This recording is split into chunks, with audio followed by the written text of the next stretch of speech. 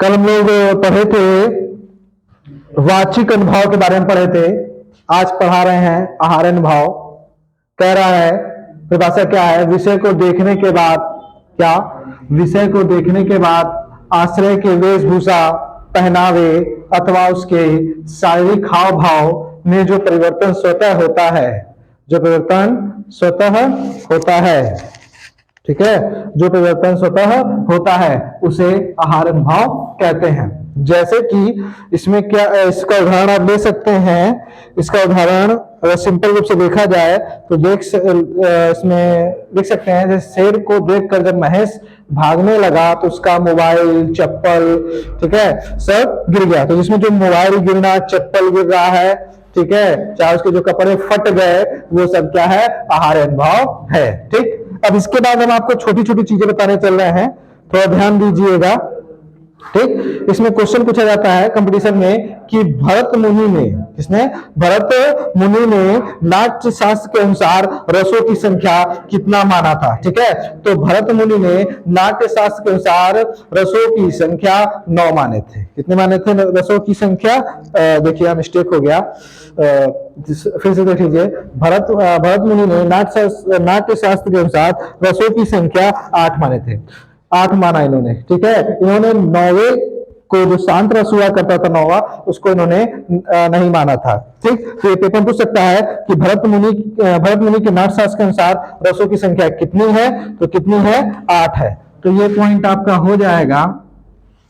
ठीक है, ये पॉइंट आपका पेपर पूछ सकता है कि भरत मुनि के नाट्य शास्त्र के अनुसार, भरत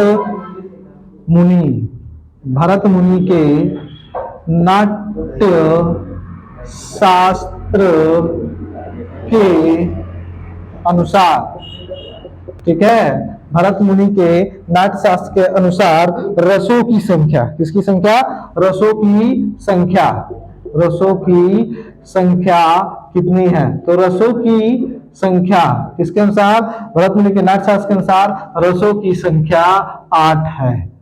कितनी है रसों की संख्या? 8 है। भरत मुनि के नाट्य शास्त्र के अनुसार रसों की संख्या कितनी है? 8 है। ठीक है, तो नाट्य शास्त्र क्या है? ये भरत मुनि का ही लिखा हुआ है नाट्य शास्त्र। ठीक है, इसके लेखक, नाट्य शास्त्र के लेखक कौन है? भरत मुनि है। और रसों की संख्या कितना माना है? रसों की संख्या को उन्होंने कितना माना है? इसमें 8 माना है। कितना माना है? 8। ठीक है, कितना माना इन्होंने? 8 माना है। इस बात को याद रखिएगा। भरत मुनि किससे संबंधित है? नाट्य शास्त्र से। नाट्य शास्त्र से संबंधित है भरत मुनि से। यहाँ पर भी 1 नंबर बन रहा है कंपटीशन के लिए, 2 नंबर बन रहे हैं। तो पूछ लेता है नाट्य शास्त्र किसका है? इसका भरत मुनि का है। और भरत मुनि के नाट्य शास्त्र के अनुसार रसों की संख्या कितनी मानी गई है? तो कितनी मानी गई है? 8। दूसरा क्वेश्चन हो गया। ठीक, अब आगे बढ़ते हैं। वैसे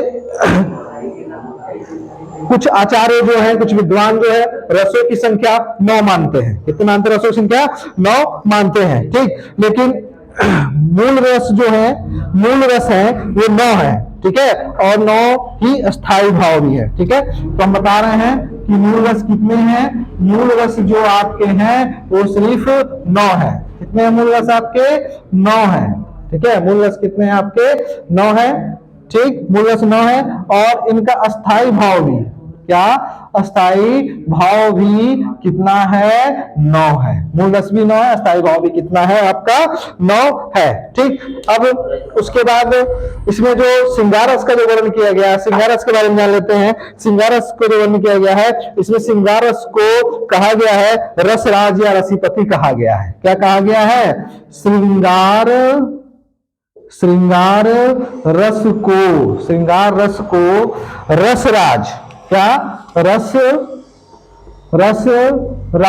श्रृंगार रस को रसराज, ठीक, श्रृंगार रस को रसराज या रसपति कहा गया है। क्या कहा गया है? रसपति कहा गया है। ठीक है, अब अगला क्वेश्चन ये उठता है कि मैंने आपको यहां बताया ना कि मूल रस 9 है, इसके स्थायी भाव 9 है। ठीक, तो आगे देख लेते हैं कि जो 9 अस्थायी भाव की बात हुई है। ठीक, रुकिए, इससे पहले थोड़ा कुछ और भी देख लें। जो 9वां रस किसने दिया? 9वां रस रस की आत्मा किसने कहा? यानी जो आपका है अस्थाई भाव को रस की आत्मा किसने कहा? अस्थाई भाव को रस की आत्मा किसने कहा? ध्यान दीजिएगा, यहां क्वेश्चन बन रहा है। अस्थाई रस को, अस्थाई रस को रस की आत्मा, रस की आत्मा किसने कहा? ठीक है, किसने कहा? तो सीधे से है, अस्थाई रस को रस की आत्मा जो का था वो वह अपने जो विद्वान थे आचार्य, कौन थे? आचार्य बामन ने कहा। किसने कहा? बामन।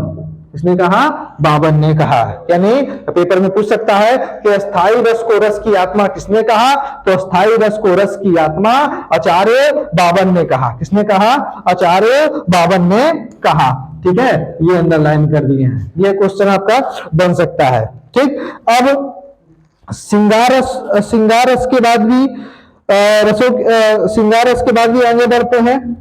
ठीक, अब वैसे तो रसों की जो संख्या मानी गई है 11 मानी गई है। ठीक है, 9 के बाद 11 रखी गई है, लेकिन ये याद रखिएगा सिर्फ माने गए 9 तक ही हैं। कितने माने गए हैं? 9 तक ही सिर्फ माने गए हैं। ठीक है, मूल रस अभी कितने? 9 तक ही हैं, लेकिन तब भी जान लीजिए कंपटीशन पूछ सकता है। ठीक है, 9 के बाद कौन से रस है? तो 9 के बाद जो रस आपके आते हैं, आपका आ जाएगा वात्सल्य रस और भक्ति रस। कौन सा रस? वात्सल्य रस और आपका आ जाएगा भक्ति रस। ये आपका हो जाएगा वात्सल्य रस और भक्ति रस। ठीक है, और रसों की संख्या 9 होने के कारण इनको नौरस भी कहते हैं। क्या कहते हैं? रसों की संख्या 9 होने के कारण इन्हें नौरस भी कहते हैं। ये हो गया। ठीक है, अब आगे बढ़ेंगे, आगे बढ़ेंगे।